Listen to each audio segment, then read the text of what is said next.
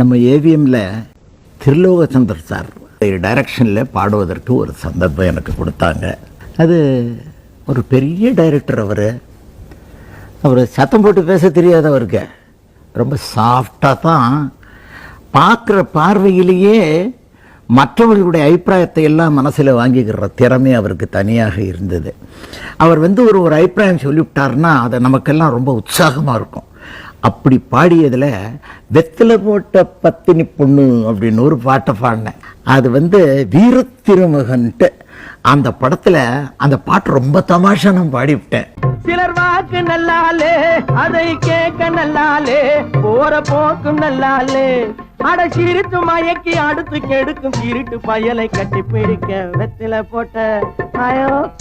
போட்ட பத்தினி பொண்ணு சுத்துது முன்னாலே, வெட்டுது கண்ணு சொக்குது பொண்ணு கட்டிக்க மாப்பிள்ளே.